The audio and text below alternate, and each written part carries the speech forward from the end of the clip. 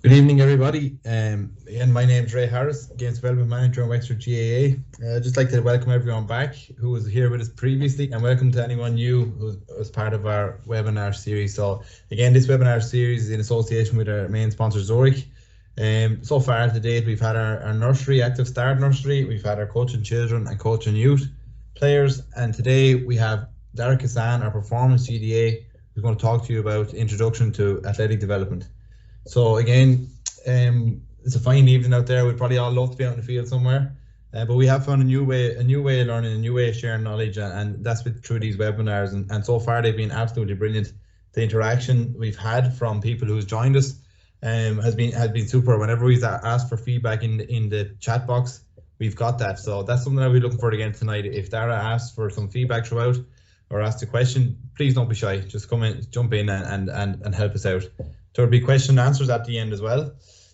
So if you have any questions, please don't be afraid to throw them in the chat box, and we'll get to them at the end, hopefully. Again, this topic today is a really interesting topic. It's a broad topic that Dara's done well to narrow it down, I suppose, to narrow the focus and putting together this webinar. So again, just a few housekeeping stuff, like this is being recorded. So we are recording all our webinars, and they'll be sent to all participants at the end of May. Please keep your cameras and your microphones turned off throughout, because it can interfere with the recording, and also there can be some static feedback as well. So if you can keep them off, that'd be brilliant. And again, I'm going to pass you over to Dara now, who's going to get going, and we have Shane O'Hanlon working in the background and myself as well. So Dara is going to take over from me now, and yes, thanks very much again for joining us, and again, keep any questions for the end, and hopefully we'll get to them at the end. Thanks, guys. All right, Dara. Okay, thanks, Ray, and good evening, everybody. As Ray said, I'm Derek Hassan. I'm the Performance GDA with Wexford GAA.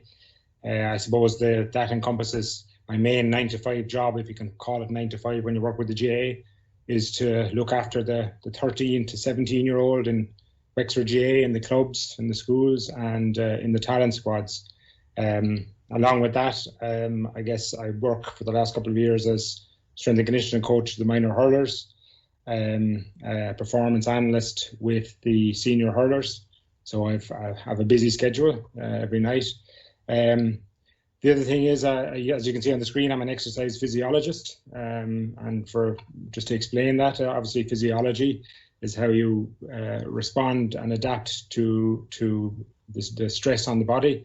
And in this case, the stress is exercise. So I think it's important. I understand it's not from vanity I say any of that information, but that detail is important, because I think in these webinars it's good to establish who's talking to you and the information they're giving in this age of internet, when information is so readily given. So in this webinar, I guess I hope to, if any information I give, I hope to reference it. So, you know, the value of the information will be there for you to see. If it's not referenced, I guess it's my opinion, and so you can take it as my opinion and can argue with me and whatever you need to do.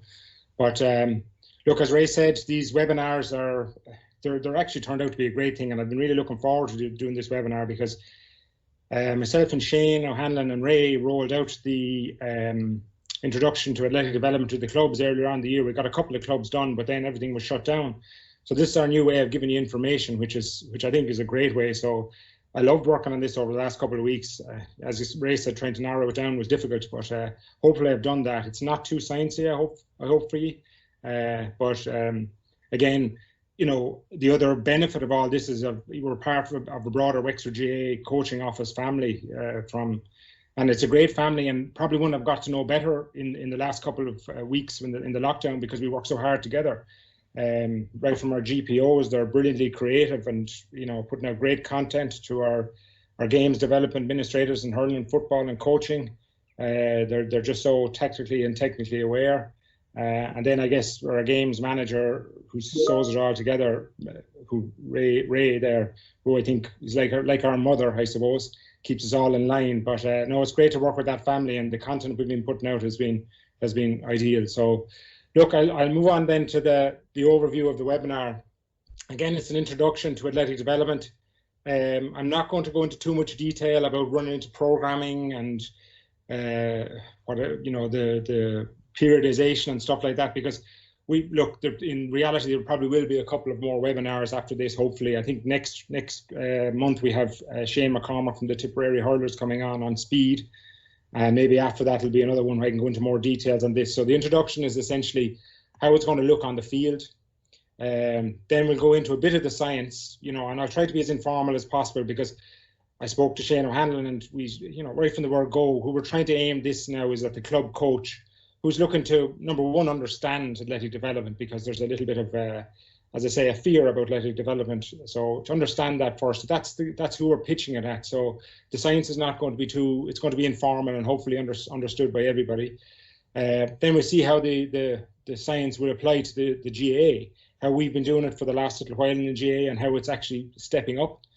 The focus is youth athletic development, so that's from the age of 13 to 17 in this case, but we have to talk about the foundations, which happens in primary school. So I'll get into that first, just quickly. And then at the end, I'll go into program structure and integration.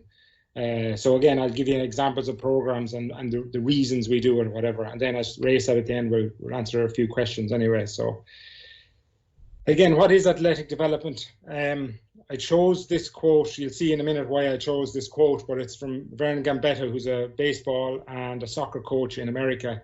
He's a good guy to follow on Twitter, because he gives doesn't tweet a lot himself, but gives a lot of information out and links to stuff. So that's the quote is: a systematic, sequential, progressive and development of all athletic qualities in an integrated manner to develop the complete athlete. So the graphic you'll see down there is an American graphic, but I think it's a good graphic because it sort of tracks 40 years of an athlete. It's an American one as well, obviously, but you can see that in 40 years that the average athlete is almost a foot higher in height and almost 2 stone heavier. So you can see in 40 years there's been a huge degree of physicality just in the size of the athlete. And obviously, well, there's no figures on it, on how powerful they are or how fast they are. I think we all understand they're faster and stronger even at that bigger size. So it just brings into focus why we need now the science to work at that, and mainly to protect the athlete in that environment. So any of the benefits of athletic development, just run through them quickly. Prepare for their chosen sport, the physical demands of it, which will vary from anything from table tennis to hurling or football, depending on the contact of it. Reduce the risk of injury and overtraining, burnout. I put that word in. I actually was going to take it out, but it's the buzzword. But overtraining is probably the more scientific term of it than burnout. But again, one thing I'd like to draw up at the top of every slide here is reducing the risk of injury, because that is our main goal with athletic development, just to stop injuries and make sure that everybody can play the sport safely and enjoyably. There is a huge, obviously, element to the player's physical and mental well-being. Like we at Wexford GAA really concentrate on the person first rather than the player, because as the All Blacks say in their mantra that good people make good players. So the player's physical and mental well-being is key to us. And Willie and Anthony will stress that within all the squads. They want good people there first rather than good players, because they know the good player is a product of a good person. And then the last one, we want a fulfillable and enjoyable lifelong participation in sport. So that's one of the key mantras of the GAA, because it is a lifelong participation. The guy who doesn't make it onto the senior team could be a great club secretary or a great coaching officer in the club. So lifelong participation is key for the GAA. Again, I go back to the quote, and I just underline the word complete. It's probably the one thing in the quote I don't agree with, because essentially there's no such thing as the complete athlete. There's always room for improvement. We're never going to get the complete. It's never going to get a finished athlete, because it's an arms race as such. We're getting them stronger and fitter, but they're all getting stronger and fitter around us. So we have to get stronger and fitter again. I guess the old Olympic saying is faster, higher, stronger. So that's what we're all doing. But look, again, the better we get, there are laws of diminishing returns. Once we get up to a level, our gains are that much smaller. So the complete athlete will never be achieved, but we have to strive for it. So again, just to relate it back to the game, and I give you a few examples of it. Sorry, if anyone has their microphones on, can you switch them off there just to save the interference? obviously our sports are hugely physical in nature, you know, and getting more so. So strength and power is required for it. And you can see I have the graphic of the squat at the bottom, which is essentially the main driver of building strength and power. I'll go into them in more detail later, but you can see examples of increased physicality and impact as winning the ball in the rucks and open play, you know, taking hits while we're trying to do that skill that we're working on, breaking tackles, and very importantly in both our games is jumping and landing in an uncontrolled environment. Essentially anything can happen when you're up in the air, from the fella running underneath you to anything can happen. So you know you won't land always as you should have. So it's key that we protect each other. Other than that, what I'm going to do now is I'm going to play a little clip here. Again, it's mainly Wexford. I suppose the reason I guess it's mainly Wexford is because, number one, Wexford pay my wages. So and as number two, I guess a lot of the players in the pictures I will have worked with and have a decent knowledge of. So I hope my opinion is valid on them. Second of all, I suppose, or third of all, I live in Kilkenny, or in New Ross on the border between Wexford and Kilkenny. So, you know, I endured a couple of tough years under their regime. So it's nice to have show that we can do something well as well. I'm sure Kilkenny have done good things in these matches, but I just didn't find them anyway. But anyway, I have just a little on the side of the screen. You'll see clip 1, 2, and 3. If you look out for purple 6 in clip 1, and I'll play it maybe twice, and just maybe note yourselves or in the chat box what you think, how he's using his strength there. Clip 2 is purple 14. You can see how he uses his strength. And then clip 3 is number 7. So I'll play these clips anyway, and you can pop into the chat box anyway, and I'll keep an eye on the other screen. So, and we'll go through it again. Hopefully it'll play nicely for you.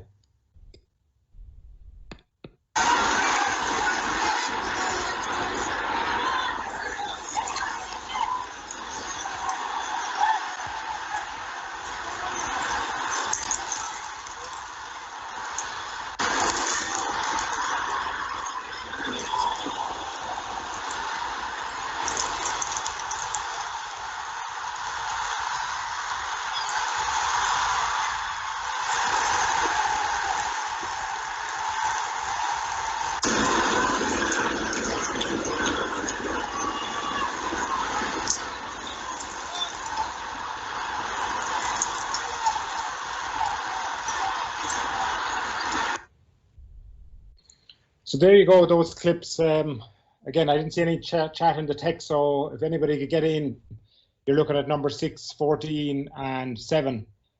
So if you want, I'll just play them one last time because they're short, and then maybe I'll just run through them myself and explain why I put them in there.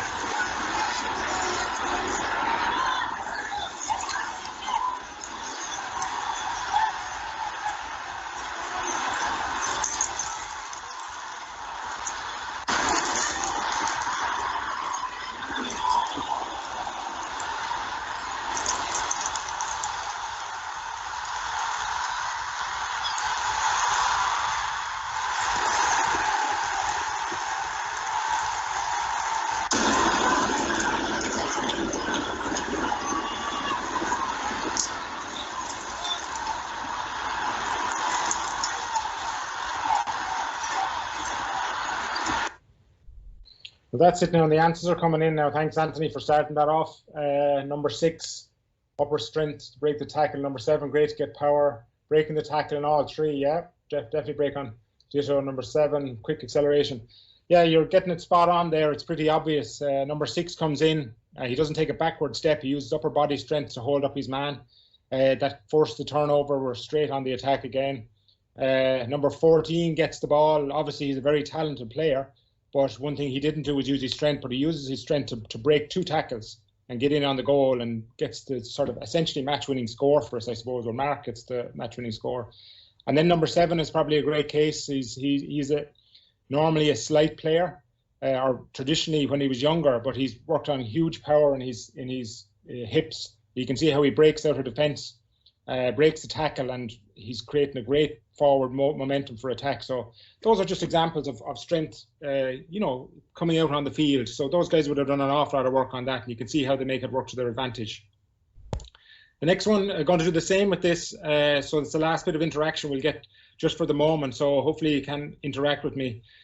Speed and agility. Again, these are all interlinked. So you'll see some things in these clips that are going to be the same, but essentially what they're looking at here is getting to the ball first. You need speed to do that. Finding open space and possession, like what number 7 did, but when he got in that, he needed to find more space. Evading tackles and finding defensive gaps, maybe like 14 did in the last clip. Reacting to split-second changes and environment changes. So again, that's key to our games of hurling and football. So I'll play this one again. The same. What you're looking out for is purple number 14, who actually wins the puck out in this first clip. And then in the second clip, you're looking for number 14 again. It's a different 14. He wins the puck out in that clip and passes it on to the number 6. But again, from agility and speed point of view, see how they work. I'll play it again. Now, hopefully you can pop it in the text box for me again. There's no sound on the first one now, but there will be on the second. So keep your answers coming if you can, please.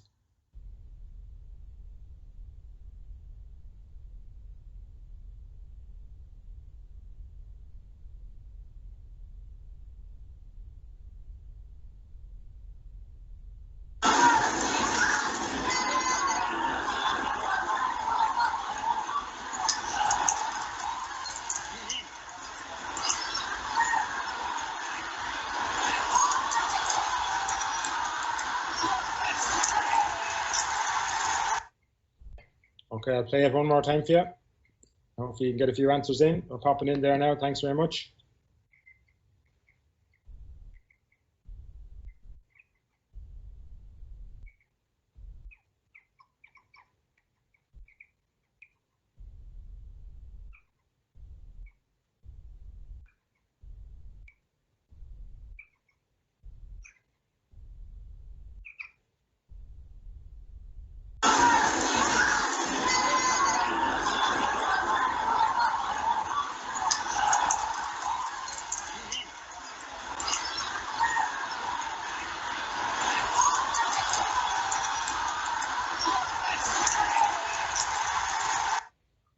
Yeah, great answers coming through there now. The landings, you're all talking about the landings, so it's great agility in the air from all the guys. You'll see more about landings now in the next clip. Acceleration, taking the hits, it's all there in it, you can see. And then the first one, you're getting it spot on. Even the height and the jump as Anthony's coming in. But even the first one, the number 14 wins a great ball. He gets hit while he's winning it, but still managed to land and move forward. Like I saw one of the text said that as well, moving forward and obviously set up the goal. Number 14 in the second clip wins a great ball, again lands after getting hit, puts it into number 6, who was after making the run and then had the agility to cut inside and then the strength to push his man off. So they're good examples of it. Again, you can probably point to strength, power, agility in all those clips because it's a mixture for everybody. The next reason we do it, obviously, the risk of injury, and I have the way I look at the risk of injury, it increases skill because the more you can stop injury, the more players stay on the field. So again, we can all point to probably 2 or 3 months of our career where we didn't get to play that game, be it a county final or semi-final, and we missed out on training, and we missed hours of practice. So we would be better players if we were on the pitch more often. So again, athletic development has been scientifically proven to reduce the risk of injury and therefore your best potential of reaching your potential. So reaching your potential is all we want any player to do. It's not about winning or losing when we're developing. We just want them to reach their potential. So again, there will you can interact if you like on this, but these 2 clips speak for themselves. The first one is from a football match, and I was corrected earlier on by Anthony Masterton, who you'll see in the back of the clip there. I believe that's you, Anthony. This is Conor Laverty. He gets a very good hit from the number 6 from Wexford. But the key thing is how he reacts to it. He doesn't lie down on the ground. He gets up straight away. He chases his man. And the second one you'll see is number 15, getting another great hit in the air, landing. But again, these 2 will be fairly self-explanatory. The second one is in slow. They'll be showed in slow motion as well. So I'll run these ones. So great hit there. But he's up. He's trying to cut his man off straight away.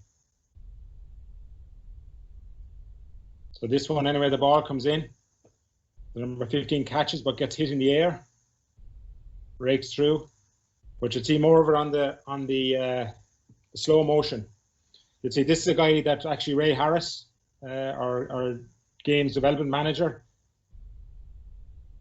he lands very off. Did a lot of work with him building up his strength, and you can see the way he landed there, the impact on his knee. If he hadn't done that strength, there was 6 to 9 months out with a bad knee injury, and that's one of our key marquee players in the game. And to be ashamed to see him off the pitch or something like that, but he's protected himself with no great help from Ray in the past.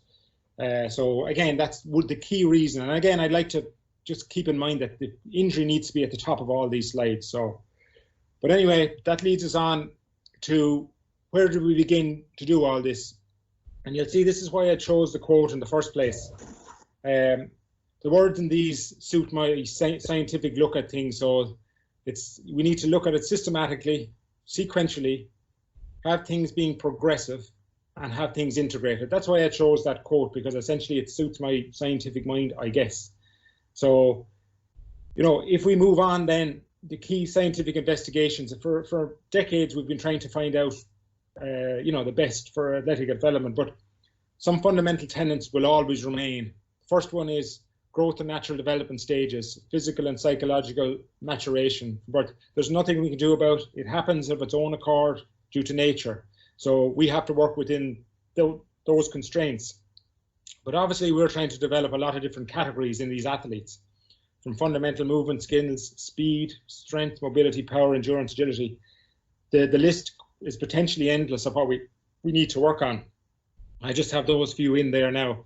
But the third one is the real key of all this scientific investigation, is how do we coordinate and integrate and time all of these categories into the growth and natural development stages? Because obviously when we decide to do certain parts of our athletic development is key as to the age we do it at. So again, there's been numerous athletic development frameworks and models being proposed, but I've picked 4 and we'll concentrate on 2. Is the long-term athlete development by Bailey and Hamilton. There's the youth physical development model by Lloyd and Oliver. There's the development model of sports and participation by John Coate. And then there's the psychological characteristics of development excellence by Angela Abbott and her collaborators. Again, I chose the first 2 because obviously we're looking at the more physical side of things. The psychological side of things is more taken in the other 2, which is very important in our game, in our athletic development. But we'll concentrate on these 2. And so if we take the long-term athletic development by Bailey and Hamilton, simply it proposes 2 separate classifications. Early specialization, which is essentially working on skill work, and generally that applies to individual sports like tennis, all the highly skilled individual sports where there's hours and hours of practice. And then you have late specialization, which is essentially all team sports, which relies a lot on athletic development from the physical side of things, but also then you have to integrate skill development into it. So for hurling and football, we obviously will focus on late specialization. And this is the model that essentially Bailey came up with. You can see then, I read this from my right over to left. So if we take the 4 building blocks on the right-hand side of the screen, as children, we're working on fundamental skills and then into fundamental sport skills. You can see this is pre-peak height velocity. That's an important phrase that we'll probably come back to later. Peak height velocity is the time when we're growing the quickest, which is middle of adolescence. So this is all pre that. So there's no hormones involved here at all. It's just neural work. It's just working the nervous system to remember skills. So then you'll see in the second column over from the left or from the right, you'll see essentially the philosophies we have, with this model. It's an active start with the younger age groups. Fundamentals is essentially working on the fundamental movements.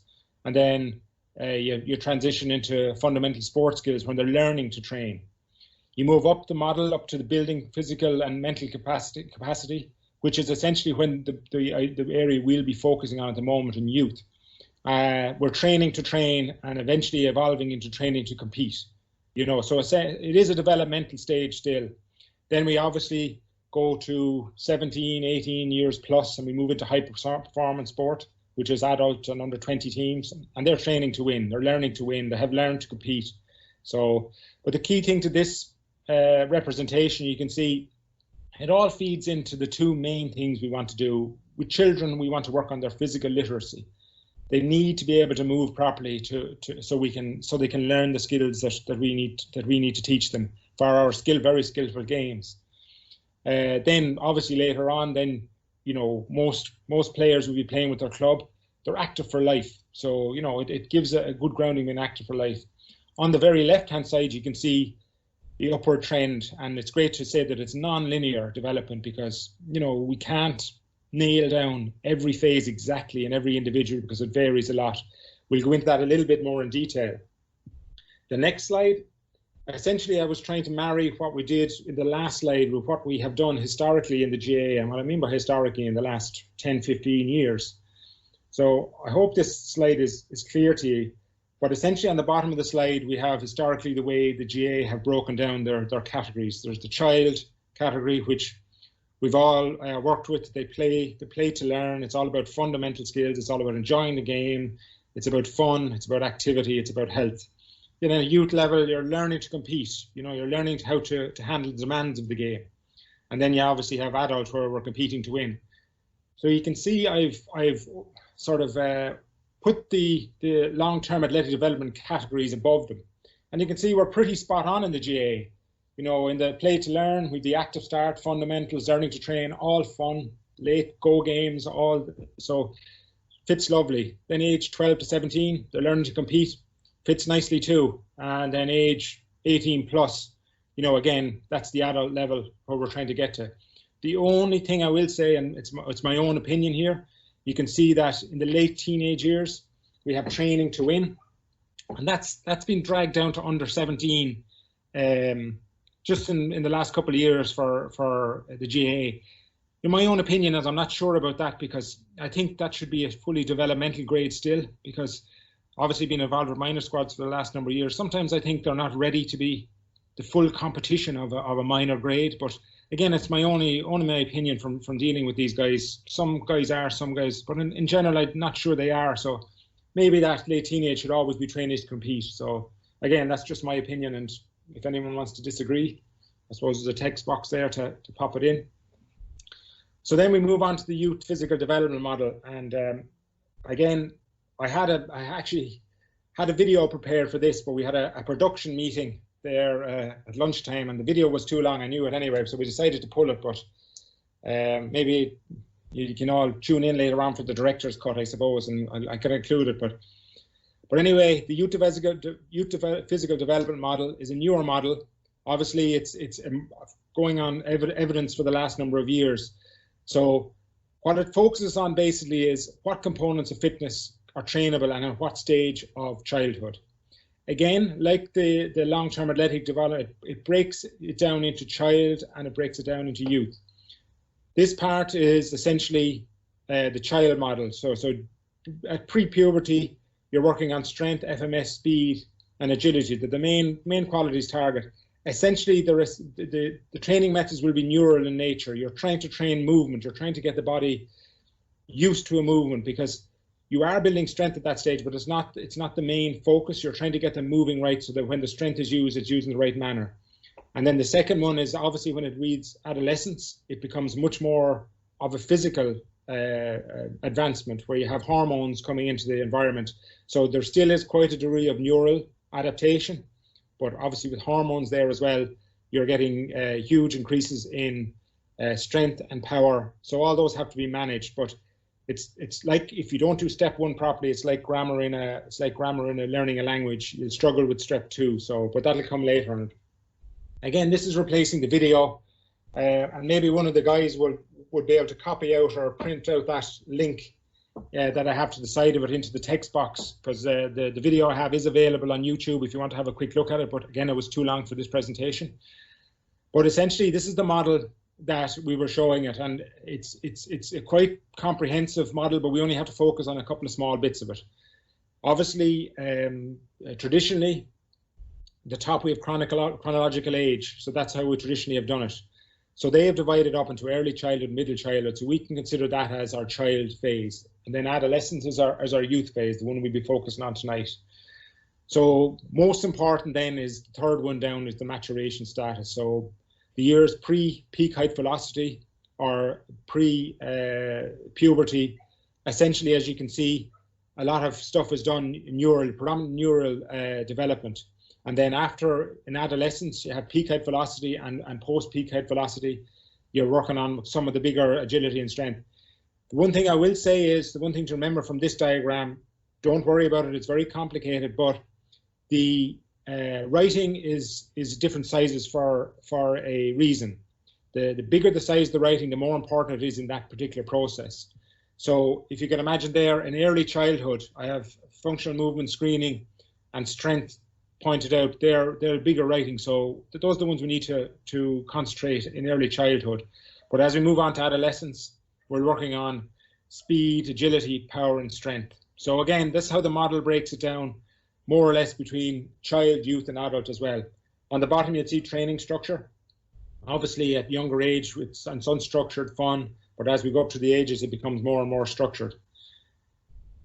So when do we get the opportunity to develop these stages? Again, we're talking about child, youth, adult. So with the child, from 4 to 7, we have them in the clubs and we have them in schools. They obviously have access to Wexford GAA resources, which we're building more and more. Age 7 to 11, they're in the club, they're in the primary school, and we have GPOs in as many primary schools as we can, games promotion officers. They have great knowledge in the athletic development of children, so they're a great resource for the school. So that's where the Wexford GAA are trying to get our building blocks right. Then we move on to youth. Youth is club, secondary school, games development administrators like Anthony and Willie and Shane and myself, and then the squads. So again, they'll have access to all the Wexford resources like this, like this presentation when it comes to it. And then we have adults where you're in the club, secondary school, third level, and squads. Those are the places where we can get to these athletes and get to work with them. Again, maybe some of you have seen this, maybe some haven't seen it, but this is the new player pathway that the GAA are proposing. So again, it's broken down into child, youth, and adult. So as you can see, and I'll point out the main reason for the slide in a minute, but as you can see, the small circle F1 and F2, that's the circle where every child begins playing sports. So that's the foundation. F is for foundation. So then we move on to the bigger blue circle, the F3 circle, and that's for all players, club, squad, and even inter-county players. And then the two other circles are T4, T1, 2, 3, and 4, and E1. These are the talent academies and the adults, the high performance county squads. The key thing with this slide, I just like to point out, is on the two circles on the left-hand side, the two blue circles, the club and nursery and primary school, we have 100% of our children go through that system. Well, that's if they play that way, but they will go through that. That's where they begin. That's where they'll move on into the bigger circle, which again, you know, in that F3 circle, 100%, even the guys who were all-stars in both hurling and football last year in the country will play for their club in that blue circle. So these are the circles we really need to concentrate on for athletic development, because if we get these two circles right, the other two circles will look after themselves. The talent academies and the elite squads will look after themselves. So you can see that even the GAA are modernising, but it still fits into the child, youth, adult model there that we were working on before. So again, back to what we were saying, the area that we're concentrating in is youth. But before we move on to that, we talked about foundations. There's no point moving on to that if we haven't got the grammar done. So the grammar in this case is the importance of good foundation, physical literacy. And I guess this is the slide well, it's a picture I robbed from Shane O'Hanlon, our coaching GDA. And you can see the child on the left-hand side. And I guess we all have seen children in our lives, be it younger brothers, our own children, or nieces and nephews sitting or squatting in this position. You can see they have the perfect squat, and most children have the perfect squat when they're born or have toddlers. So they have what you need for sport. But obviously then when we move into the the realm on the right-hand side of this, when modern life has that degree of sitting and that degree of inactivity, essentially a lot of that stuff is lost. So we end up with children at 12 and 13 years of age of poor literacy, poor physical literacy. And I guess, you know, that's what we see in squad. We see the 13-year-old coming in where the damage done by all the sitting and inactivity is just, you know, it's fixable, but, you know, we're struggling with it. If we combine that on the right-hand side with fundamental movement skills, then we're saving ourselves to some degree, and continuing what this child has, so that at 13 years of age, if they do these fundamental movement skills like running, skipping, jumping, kicking, trapping, striking, they end up with good physical literacy, and it gives them a head start when they come into the youth side of things at 13. So there's one key thing here, and I took this from a presentation that Theresa Moulahan did for the Leinster GAA, and it's to do with the sports skill proficiency barrier. As you can see, that's what we were talking about. It's the play up to the fundamental skills, and then we move into sport specific skills. But essentially, we have a barrier between the two. And if the fundamental movement skills are not got right, or, you know, or somebody falls behind in it, the children, they will likely hamper trying to get the sport skills right. So, you know, they won't be as good as the next guy, you know, doing the sport skills, lifting that ball, jumping in the air to catch the ball. So, you know, they will have a deficit in that area. It's called the proficiency barrier, and it stops you know, the sport skills being learned. And again, I found a report by the ERSI, which is the next one, which is it's a good indication of this. This is done in all the schools in Ireland, and it was done for GAA, rugby, and soccer, even though the bottom axis shows it in under 13, 14, 15, and minor, like the hurling. But you can see the key thing to look out is from moving from primary to first year. Essentially, you have close to 85 or 86% participancy rate, but in 1 year that drops to 45% or a little bit lower. So that's a huge drop. It's the biggest drop in participation that we have. That's not saying obviously that it's all down to lack of proficiency in skills, but the lack of proficiency in skills, I think, is a huge element where, you know, they're moving into a new environment where they're beginning to become conscious of their peers. You know, when you're not as good as the next guy at executing these skills, they tend to give up the game. So, you know, I think it does count for this proficiency barrier. It does count for a lot of drop off in participation in our games, and it's something we really need to try work on, I think, you know. But anyway, that's the point of that report. So we want to move into the youth stages of the model we saw before. So I just highlighted the agility, speed, power, and strength side of things there now. So you can see if we use the bigger writing to show what we're looking at there, it's obviously on the left-hand side of the screen. I haven't broken down into individual qualities, but we all know that they're not individual. They're very, very complexly linked. The diagram I have on the right-hand side of the screen is probably the most simple diagram I can find to show how they're linked, but it still is quite complex, and you have to think to follow it. So it is key that we remember that these things are all linked to each other. It's not, they don't stand in isolation, and we can't train one for a month and then go back to the second one and on to the next one. And the key thing to think is, think of when you're training something, you're making it a priority, but not forgetting the other. So if we decide to make strength a priority at a stage of development, we're not forgetting about power, mobility, stability, speed, agility. It's just strength is a priority at that particular time.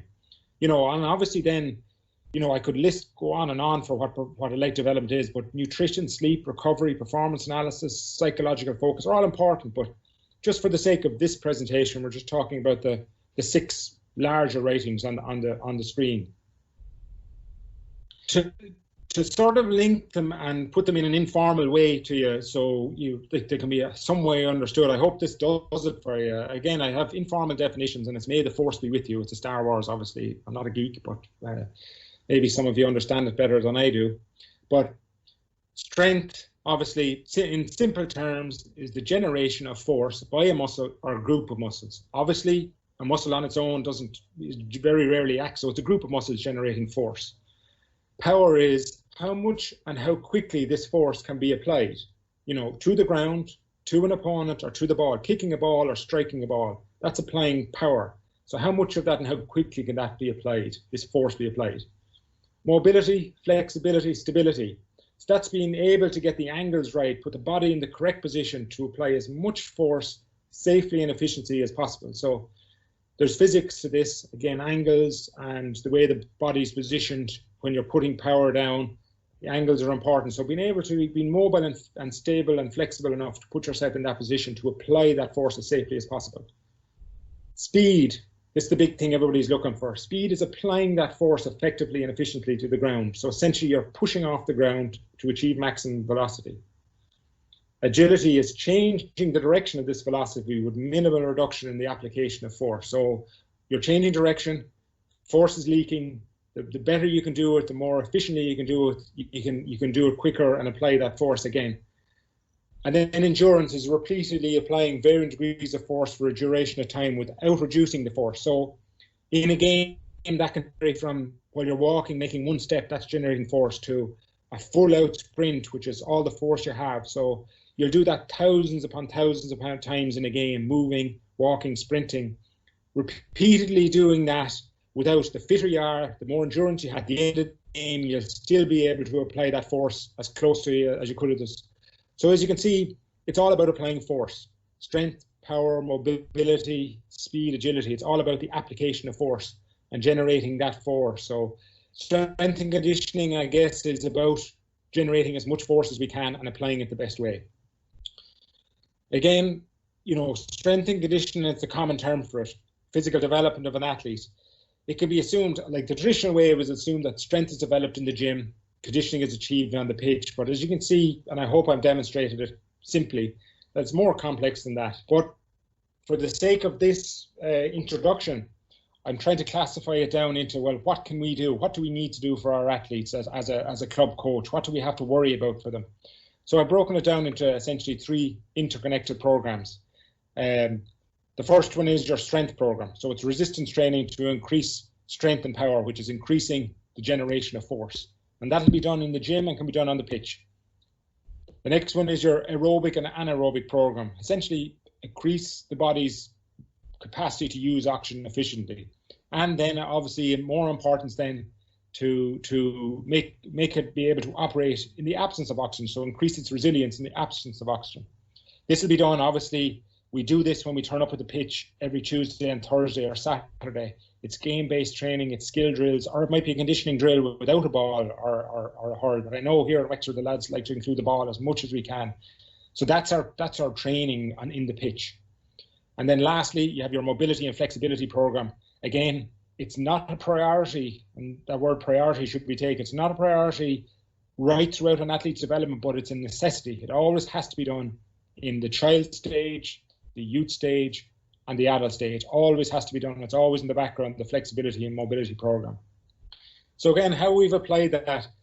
Again, I said this lockdown has made us do things differently. And this is a program I came up in the first week of lockdown, because obviously we didn't have our development squads in the pitch. So we had to give them a program for their aerobic conditioning program. It's not something we traditionally did, because we might have drawn it out on a plan for ourselves, but we didn't give them a program to do it, because we handled that when we got to the pitch on a Thursday or Tuesday or Thursday.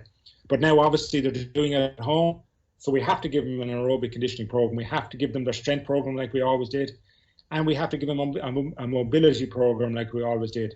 So again, you can see that it's broken up into mobility, aerobic conditioning, and obviously then you can see then when you have the pitch widths, there's an anaerobic component to that as well, even though it's called aerobic conditioning. So, and then your strength program.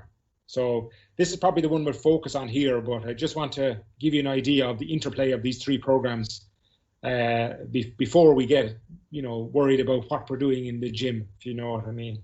So you can see it's key that we have these integrated into what they're doing. I'll come back to the top part of the slide there as regards the timing of these programs now when I get past this particular slide. This is probably as much science as I'm going to go into tonight. And essentially it's to do with training, recovery, and the development of fitness. And we have 3 different graphs, an A, a B, and a C. So I'll give you an outline of what all the graphs mean. And number 1, the black arrow that moves horizontally, that's essentially the fitness baseline, where you start over time, right? The green line is the work you're doing. So obviously when you train, it drops with the fatigue. So basically your body is starting point, you train, and it goes right down to the bottom trough. You can see in graph 1. So that's after training. Your fatigue level has gone right down to the bottom after training. At the bottom, you finish training and it starts rising, and slowly it starts rising. It doesn't rise as quickly as it's gone down, but slowly over the course of time it rises. But it doesn't stop at the baseline fitness line. It moves up a small percentage higher. So that when you start training again, say you do the same level of training on, so the next training session, it drops down again. So it doesn't go as deep this time. It's the same height, but it doesn't go as deep. And then it comes back up when it's gradually. So that's essentially what we call progressive overload. So you can see then that the fitness is the dotted line on that graph moving up. So you're given an optimal recovery with progressive overload. Progressive overload is a bit of a sciencey word. You're pushing them so that they will adapt. So you're allowing full recovery. The overcompensation is the green line rising above where it started. So that shows that the body has adapted to a new normal. So you start again at the new normal, you go down and you drive on again to another new normal. So that's your optimal recovery and the body adapting, so you're getting fitter. B is a different stage, obviously. B is, the first one was training every second day. For argument's sake, it mightn't necessarily be every second day, but just for demonstration purposes, we'll say every second day. B is training every day. So you've done your training, you start training before the very same training session as you've done in graph A, but you decide to train the next day rather than give him 2 days rest. So basically you've cut his rest in half. So you've cut him halfway back up his recovery cycle, or her recovery cycle. So not only do you not let him recover, but you drive him deeper into fatigue. So this is essentially, you can see the fitness line going down, or not fitness as such, but performance line goes down. So this is overtraining. This is not what we want. So you need to give time for recovery and adaptation. And this recovery is nearly as hard nowadays as the training, because you have to make sure that they're getting the recovery. You have to make sure that they're not doing something outside of what you're doing that's going to inhibit that recovery. So the next time you get them, you can either allow for something they've done, or make sure they don't do it in the first place. That might be playing another sport, which is perfectly understandable, but you have to know that they did it, or else you'd have a line moving down. The last one is C, where basically you leave it too long. So the body will always find its way back to a fitness baseline. So it's gone up to its new normal, the dotted line, but over time, because you haven't taken your window to go again, it slowly backs down. So you're back to 0. So essentially your fitness levels will stay the same. I have that over 4 or 5 days. It probably is a little bit longer than that. It might be a week or a little bit over a week. But again, you can see from that, and if you want to put in the text box which you think is the best, it should be fairly obvious from what I said, which you think is the best, A, B, or C, which you think is the worst, A, B, or C, and which you think is a waste of time, A, B, or C. If you want to pop that in the text box just to give me an indication that somebody's actually still listening, it'd be great. But I'll leave that on for a while. Maybe somebody will pop it in. A is best from Conor Roach, yeah. Obvious, Conor. A best, B worst, yeah. A will be the best. A best, A. Yeah, we've all, obviously, thanks be to God, I've explained it well, because you got it. But most of you will know this anyway. Shane Roach, A best. Thanks, Shane. So anyway, that's key to remember for the next slide. And when I was talking about when do you schedule this in a week, and we were going through this today, and JJ Doyle pointed out to me that this sounds very heavy for an under 15, but when you take out the fact that this was done for a guy who is locked up at home, and the normal thing he would be doing on a Tuesday and a Saturday would be training in the field, but we have to give him that program. So bear in mind that the athletic development on Tuesday and Saturday is the playing the game, the training the game. So we're really only talking about the strength power program and mobility. So again, this was done along the lines of allowing for adaptation and rest. And what I mean by that is that's why I talk about 3 separate programs. Essentially, strength and power is one program, aerobic conditioning is another program, and mobility is another program. They can be done in synchronization because the systems you're using to do the strength and power aren't the same ones you're going to be using the next day to do the aerobic conditioning. They will be to some degree, but if you do aerobic conditioning, you're not getting in the way of the recovery from the strength and power program on the Monday. So that's, and as well as that, I have to point out that this was done based on an under 15 athlete, and we tried to keep it as close as we could to what he would be doing had he been in school, essentially the same schedule as he was. But one thing I want to ask you, a question I want to ask, obviously they're interconnected program, but they're training different systems. But on Monday, I have a strength and power program, and on Tuesday, I have an aerobic conditioning program. And Thomas Cronin does it depend on the time of the season? It does, Thomas. Definitely depends on the time of the season. But again, at the start, I sort of said we're just concentrating on the programs. We won't go into periodization. I have to save something for a webinar down the line. So periodization is probably the next one I would do. So obviously, this was done for when we thought that we might be only locked down for 2-3 weeks because we were developing these squads to play in the summer. So obviously it would change, and the strength and power program changes. But again, I'll get into that when I get into the periodization side of things. I won't be doing that tonight, if you don't mind, Thomas.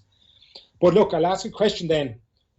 If on Monday I do a strength program and on Tuesday I do an aerobic conditioning program, could I swap those around? Could I do an aerobic program on Monday and do a strength conditioning on a Tuesday?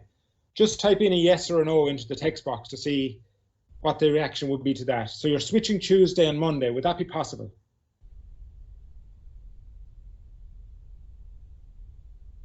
No, no, no. Barry Lacey knows his stuff anyway. RJ knows his stuff. Depends on what follows the rest of the week. Dana, no. Karina, no. You all have it, no. Ideally, no. That's it, Thomas. Richie, no. So no.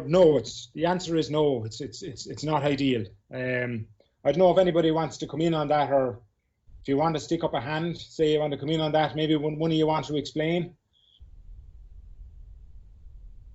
No hands being raised. But essentially, you've got it right. When you're doing a strength and power program, what you're essentially working on is you'll be using maximal strength a lot. So in the gym, you're trying to use strength as the maximal strength that you can use. So that's the area you want to keep fresh. So when you're doing your aerobic conditioning, you're doing a lot of sub-maximal strength work. So if you were tired from your athletic development program on the Monday, from doing your strength and power program, you wouldn't necessarily be in an aerobic conditioning program on Tuesday. You wouldn't be using maximum power. So because you're fatigued from that, it doesn't matter. You can still get your sub-maximal power in your runs and stuff like that. You won't be using your maximal power. If you swap it around, if you fatigue the muscle with an aerobic conditioning session on a Monday, you won't be able to use your maximal power on the Tuesday because you'll be fatigued. Both sessions will fatigue you, but we don't want the session that we're trying to use our maximal power on the Tuesday, on the day after, because it won't be a worthwhile session. So essentially, you try to do your strength and power if you have to program it before you do your athletic development aerobic conditioning program. So that's just, again, it's something a question I'd asked. Stephen Terra, 2 strength and conditioning together, not here. No, definitely not. Same thing. If you do 2 strength and conditioning programs together, you won't have the maximum power in your second one. So you have to give a rest. You have to let the body recover so that it can develop maximum power for your next strength session. So that's spot on, Stephen. Not enough coverage between strength sessions. Technically, yes, you could move that Thursday to Friday, but 2 days rest is key for any athlete. Essentially, the Sunday would be a day's rest. It's 3 days for an under 15 because a mobility program shouldn't take anything out of them. For the same reason, it isn't better. Yeah, Richie. Richie is. Do you want to come in on that, Richie? You're talking about speed work at the start of a session. Give us a thumbs up. Hi, Darren, how are you? Hi, Richie. How's it going? Hello. Yeah. Not so bad. You know your stuff. No, just for the same reasons. I suppose to get the point across. Traditionally, a lot of coaches might leave the sprints till the end I don't know if everybody familiar with that they do your hurling and then do your 10 sprints at the end, where for reasons being there, isn't it better to do them at the start of the session than when you're less fatigued?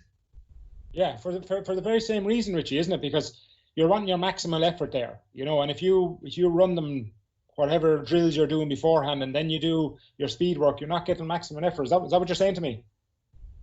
Yeah, and more chance of injury, obviously, as well. If you're going flat out at fatigue muscles and you want to get your max strength, you do them at the start. Yeah, injury prevention as well. No, that's one question we do get from a lot of coaches. When do we do this the speed session of the training? So essentially, I presume if you were doing a session, Richie, you do your warm up, you do your plyometrics, get them ready, and straight into your speed work when they're well rested and well ready to go. Is it? Yeah, exactly. Yeah, just I suppose from playing over the years, traditionally it was nearly the other way. When you did it, hurling, you did your warm up, played your match, and for punishment or something, you got your sprints at the end. You know, back in the day, but times are changing. Well, sure, there was a lot of punishment handed out in Rathnew at these training sessions, I say, was there? But is it sometimes you can have both? You can reverse it. I understand the logic of having speed work at the start, but then you're doing skill work under fatigue, which is good at certain times, but at times you surely want to be doing skill when there is no fatigue. Well, I guess what Richie is talking about is pure speed work. Is essentially if you didn't have a drill or a skill in it, where you're working on, like as Richie, I think Richie was talking about, you get your 10, 12 sprints without the hurt at the end of the game. I guess what you're talking about, is it Thomas or Stephen? Is it her? Thomas. I guess what you're talking about is trying to do a drill at pace under fatigue to make sure that they can do this thing under fatigue or under stress. That's what you're talking about, is it? Yes, but at times you want them to do it not under fatigue to get the skill right, as opposed to learning it when you're tired. Because there's a balance there. You need to be able to get the skill right when I understand the logic of getting it right when you're fatigued, because generally that's when it comes under pressure. But there is a time you need to just get the skill right. Yeah, well, no, actually, now that you mention it, two coaches that I've worked under now, they'd say to me, I want to work on that skill. We're going to work on them in fresh, and then I want to go revisit it. Once they've done it and once they know they can do it, I want to revisit it when they're fatigued in the same session. So, yeah, that would work. But necessarily to learn the skill, they'll want to be rested and ready to do it. But then to do it under fatigue gives them an indication of what they might need to do in a match, because obviously you need to execute a skill under fatigue at the end of a match as well. That's a good point, Thomas. Yeah. But if you haven't mastered the skill when you are in fatigue, you won't be able to do it when you're fatigued if you haven't mastered it when you're not tired. No, exactly. Yeah. So do it first to master it, and then look at one of the presentation in the video I had. Then you were sort of say control in the presence of speed and fatigue is key. So we need to train that. We need to teach the control in the presence of fatigue and at speed. Yeah. No, thanks for that. Right, thanks, Richie. That was great. That was great info there. But essentially, that's again, as Thomas was saying, I'll do more on periodization maybe in another presentation. So just moving on then to the general structure of the strength program.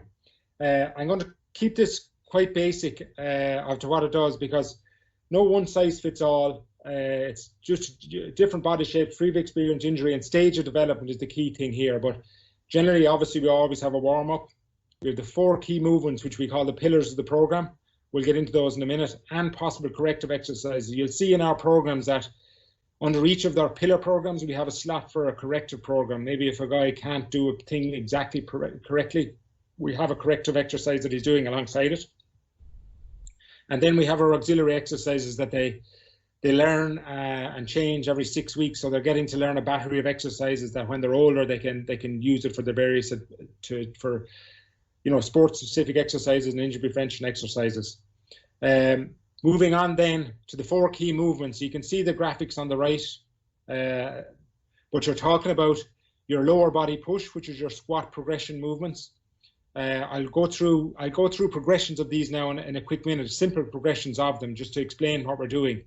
But essentially that's your squat progressions. Number 2 is your upper body push, which is your press progressions, which will go anything from a press up like in the graphic up to a bench press when they're older. Your lower body pull, which is a hinge progression. And what I mean by hinge progression, this is something we have to make sure that they hinge properly from the hips and keeping their chest up, because later in life, when they're working in the gym, the heaviest weight they'll lift will be one lifting off the floor. So we have to make sure that they're hinging properly from their hips and keeping their back in a proper position to do it. So essentially with underage athletes, we're working on how they hinge from the hips, like in the graphic, that's a single leg hip hinge. And then your upper body pull, which is your row progressions, which is for basically your shoulders and your back.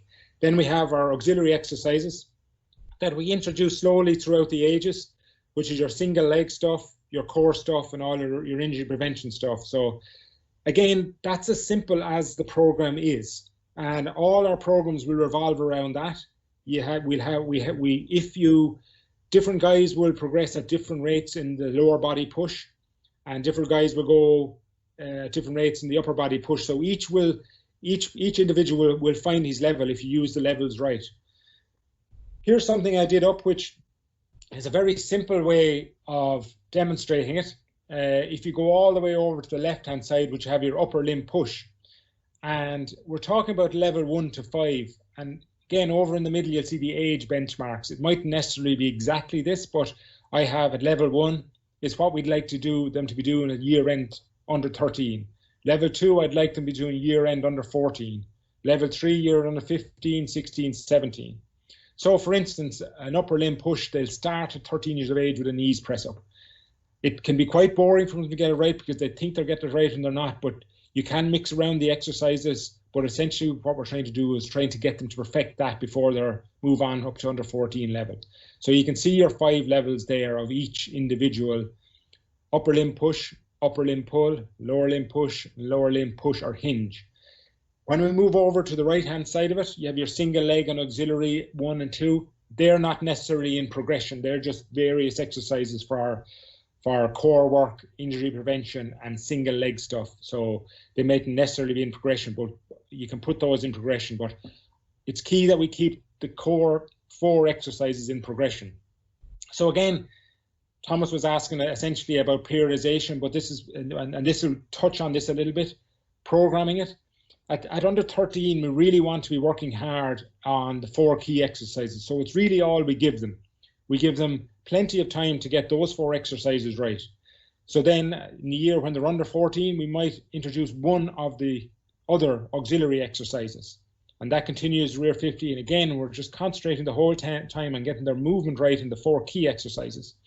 Under 16, you're hope that we've done a lot of work on the 4 key exercises. So we introduce another single leg exercise, preferably because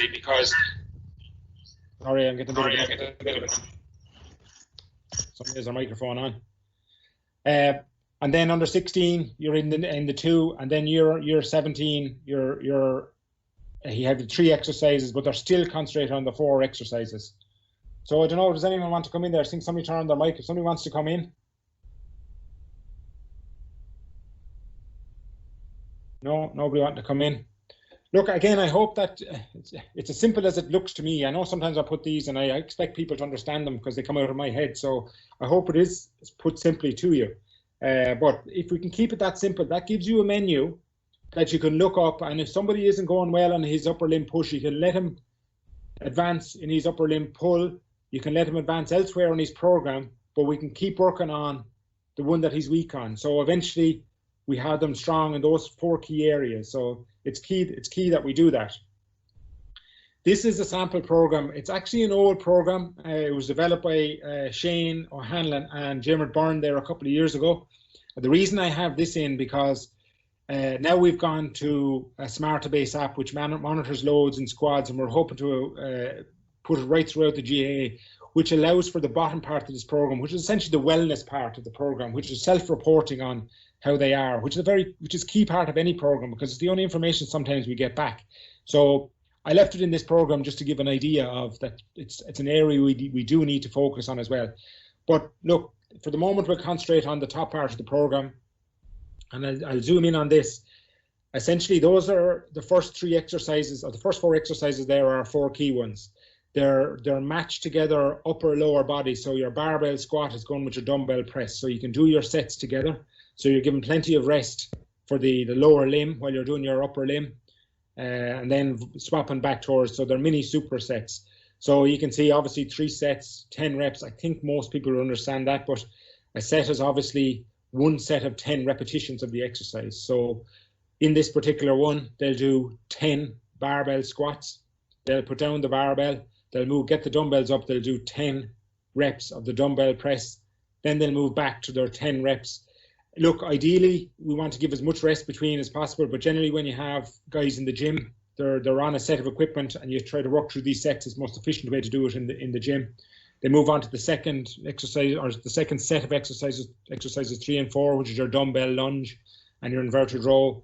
And then you have your 3 exercises. I think this is an under 16 program. So they're doing 3 exercises. You're doing your single leg hip hinge, you're doing a core exercise, and another core exercise with the dead bugs. But the dead bug is a more stability exercise than a core one. So that's how the program is put together. And obviously over a 6-week period, that's, I think, just 4 weeks of a 6-week. It's one side of a program. So what you would hope to do every 6 weeks is to be able to move that on and whatever, you know. So again, that's the program we would have normally given. The one we were just on there is probably the program we would have normally given when we were doing it. So we obviously had to, when this lockdown became more permanent, we have to sort of say, well, how do we get this information, including the other 2 programs, to the club? So we developed a coaching and games booklet.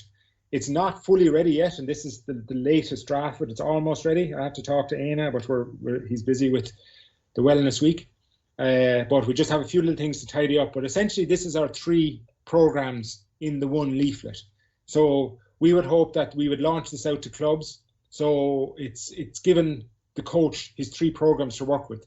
You know, obviously we can change up these programs, but you can see the program is, first of all, your mobility and flexibility program. This is something that, again, we'd want to be working on probably 2-3 times a week. It's a 10 to 15 minute program if they do it right, but it's key that we work on mobility right throughout the season, right throughout their development program. The next one then is your aerobic conditioning program. So, you know, traditionally we wouldn't given out these programs because we'd have them in the field, but now we don't have them in the field. So we sort of have to give them some guidelines when they want to go do it themselves to keep themselves fit. So this is why we have this program in there. And lastly then is your strength program.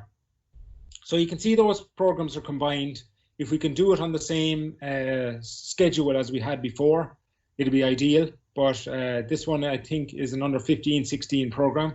So again, you're looking at mainly body weight, because even though some of these athletes would have probably progressed onto some small weight, they obviously won't have these weights at home. So this is essentially a home program.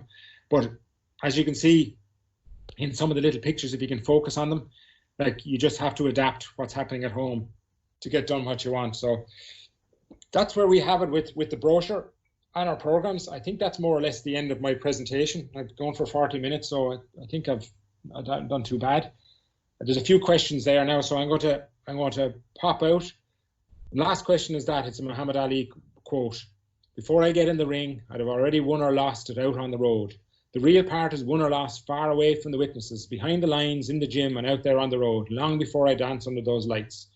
It's a bit of a cheesy quote, I know, but, you know, I guess he's the ultimate athlete that we all think that just had it naturally. But, you know, I'm sure there was lots and lots of work done to get what he wants to do. And the good athletes make it seem effortlessly, but when we see the Lee Chins, when we see the Matthew O'Hanlons, when we see the Brian Malones out on the field, we just have to be reminded of the work that they have put in to get to that point. That's why they're so good.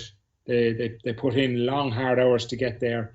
You know, those particular guys, especially Brian Malone, has just set a record that'll never be passed in Gaelic football, because he's looked after himself to the nth degree. Again, going back to what I said, he's avoided injury because he's conditioned himself so well. So he has 140 odd caps for Wexford on the football field. So that's what we're aiming for. He is as close, I suppose, as we came to that in the first slide of saying we have a complete athlete, even though he's not the perfect athlete. So that's me.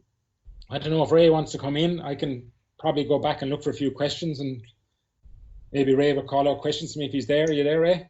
Yeah, I'm here, Dara. Well done, and thanks very much for that, Dara. Very, very comprehensive. A lot of work in that. So yeah, we will definitely give a few more minutes here for questions for anyone who has any. RJ came in with a question about how do you determine if a player is weaker on one of the key movement exercises? Do you do it by observation or by quantifying what they're doing? Well, what we try to do with that, RJ, and how's it going? Long time no see. I suppose functional movement screening is essentially what we would do. We try to do it in the schools at least once a year. In the squads, we probably do it 3 times a year. So really, that's our test. And those functional movements are based around the 4 key movements. We will know, and we do keep an eye on the gym as to who's struggling, who's not struggling. So we generally try to, in our system, we try to get them to do 1 session in school, and then if they're on a squad, they get 1 session on a Saturday in the gym. So at least we get to see them in either the school or the gym in a smaller numbers. If you're, you'll develop a coaching eye to see it in the gym. If not, we have the testing. This testing is probably our starting point every year to say where we're at. We'll functionally screen them 3 times a year. That'll basically, the score of that test will decide where on that continuum they start. They might have to go right back to a knees push-up if they have poor upper body strength and start there. But through the end of the year, by the end of the year, you'll have tested them 2 times, hopefully if they're in a squad, and maybe once more in a school to see, well, okay, now he can move on to his full press-up or whatever. Does that answer your question, RJ?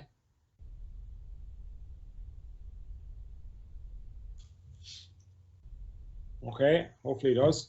Yep, I think you did, Darren. In fairness, I think it was a good answer, and it's probably one of those things that a bit of both. So yes, we throw an eye on in the gym. We can judge them by our skilled eye, I suppose, and then also with the testing. I think it's a mixture of both. Well, RJ was asking me there, what about the ordinary club player? So look, we get out as much as I can, and this was probably the function of this webinar, and originally what we were calling about the athletic development workshops we were just about to roll out to the gyms. We have to filter all this down into the clubs, into the clubs. Yeah, so we had to filter all this down into the clubs. We had started, but obviously we can't meet the clubs in this lockdown. So this is probably the first one where we're going to start with that. And then once we can get back into the clubs, myself, Shane and Ray will be doing the rounds, developing all this, hopefully in the line of a tourist workshop. So we can help the coaches develop their own eyes in the clubs, Yeah, I think that's exactly. I think the big thing we're looking at Audrey and all the other coaches here is our club player. That booklet that Dara pulled up earlier is a really good booklet, and that's aimed at the club players. We really do believe in stronger clubs mean stronger county in Wexford. That's in terms of skill development, so hurling and football as well as athletic development. So why we got kind of hampered this year, I suppose, with the virus. A big part of our plan was to have this rolled out within our clubs, and it's something that we'll be looking to do going forward, through regional workshops, like our tourists, where we go to regional centres and we'll host a workshop on athletic development for club players, and the clubs who link, we'll be looking for clubs to come to that and link with us, and those clubs who come to us and work with us, we'll be going out to their clubs then to work with them. So it's definitely in the pipeline for Wexford clubs. Vincent Carroll has a good question there, Ray, and it's probably something, it was actually in the little video I did, and it'll be in that link, where what's the difference between female on the long-term athletic or the youth development model. Essentially, females are 2 years ahead of males. They develop quicker, roughly about 2 years ahead of them. So there is a difference in males and females. In saying that, the priorities at the times of development are slightly different with females. A lot of females are, strength is key, but not always a priority with them. They have different biomechanics around the hip and the knee. So really, we have to work slightly differently. But when we're saying the fundamental difference is that there's a 2 year difference in them. I hope that answers your question there, Connor. Yeah, we have another question here as well, Dara, about when players are finished at under 17, coming through our pathway, I suppose. Do we aim to have them entering senior setups, being able to power clean, etc.? So do they, when they leave our setup, do they have the capacity to be entering gyms, basically? Well, you would hope they would, but I suppose this, funnily enough, the starting point for all our athletic development is the end point. And what I mean by that is I do work closely with the senior setups to see what athlete do we want there, because if we don't know the athlete we want, we don't know where to start with them. So really, in a way, to some degree, it's a reverse process. So ideally, Conor, what we want to do is make sure that that fella stepping out of under 17 is capable of doing what an under 20 squad wants him to do. But we have to find out what the under 20 managers want, and we have to look at the research to say what's demanded. And Emmett Egan and Michael Dempsey are doing great research on injuries and all the elective development of the under 20 and senior group to see what we need to be dealing with, you know. So ideally, yes, they need to be essentially ready to move on to a senior setup once they pass 18. I think it's probably a year too early myself, but those are the age groups we've been handed to, because there is a big gap between 18 and 20 in developmental terms, you know. So whether they'd be fully able for a senior setup, like we had a couple of very good trainers last year, and there was talk that they were so good that they may be brought into a senior setup, but the coaching office, basically the minute they heard it, they said no way would they, when somebody suggested, it wasn't obviously within our own system, but somebody suggested would they be good enough, I said, no way would they be good enough to work in a senior setup. They have 2-3 years development before they do that, you know. So ideally, Conor, I don't know if that answers your question. You'd like to think you would, but under 17 is probably very early to be doing that. Yeah, we probably need to be looking at some sort of an in-between, Dara, a kind of happy medium between when you leave minor 17 and under 20, almost like a rookie squad, and keeping an eye on these players and making sure, you know, that they don't lose a year of development. I think that's the key for us going forward, and it's something that we'd be looking to do. Well, we have been doing it last year now, Ray, and we'll do more this year when the schools get back, is if we work with the schools at senior level, they go up to 18 and a half. So it gives us the time to work with them for that year that they're not ready for it. So, you know, they're gone out of under 17 from our systems, but we can work with them in the schools and get them right in the schools, and we could do that extra year and a half's work with them, maybe even 2, you know? Yep, exactly. Lads, there was a good question there back early on there that we missed over, kind of the other end of the scale, and it was asking about the 4 key exercises that we based things on, and should under 13s be doing those, and should they be doing them possibly at home on their own? I think it was Paul asked it there. So I know I'd be saying they should, but what would your take on that be, Dara?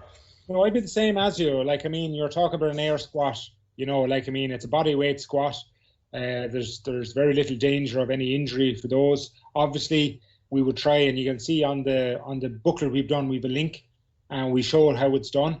It's probably all we can do, Shane, and you know yourself, we'd love to be out in the gym with them and trying to do it, but you know, maybe in this particular time when, you know, this unusual time where everybody's at home, you know, but again, this is not the usual time, but in the usual time when they're working on it, yeah, I would think they would be need to do those 4 key exercises. Essentially what you're looking at is an air squat, a knees press up, a small hinge without a weight, and then, you know, a small inverted row, which is difficult at home anyway. So I'd see no reason why an under 13 couldn't begin that. Yeah, it's even, I'd say at that age and even younger, technique is, obviously we try to encourage good technique and we go through the coaching points, but it's about getting them used to handling their own body weight is probably really what it is. So I'd encourage loads of it, really. Hoping for good technique, but you know, don't get too caught up in that, would be my opinion anyway, you know. So yeah, no, I agree with you. Yeah, 100%. I see Aidan Lawless is asking how soon the booklet will be. Ray is asking me that too, but last week, Aidan. I know it'll be in the next. We just got a little bit sidetracked with the Wellness Week, which is going ahead there now. So it'll be finalised in the next week or 2. So hopefully, will we say June? Will be available, Ray? Yeah, June is a good time. Yeah. Okay, is that all right, Aidan? That's good. And there's a question earlier on as well about the webinars. Will they be available for anyone who's missed any? The answer is yes, they will be. They'll be sent out to everyone who's signed up to our webinars at the end of this series. The May series will be finishing next Wednesday with Shane, who was just speaking there. Beyond next week with Seamus Byrne, talking about games-based coaching, and that's the last in the May series. We'll take a week off, and then we'll come back with a June series. So yes, they will all be sent out at the end of May to everyone. So don't be worrying about that. We have another question here now in regards to the speed conversation from earlier. Does it depend on the type of speed training? Depend on when the training will be done? For example, maximum sprinting for speed and technique will be done at the start, while conditioning, I don't know, we're jumping around, while conditioning sprint done at the end. I think what I'm trying to say is that, is there a time and a place for doing speed work at either time, start or the end?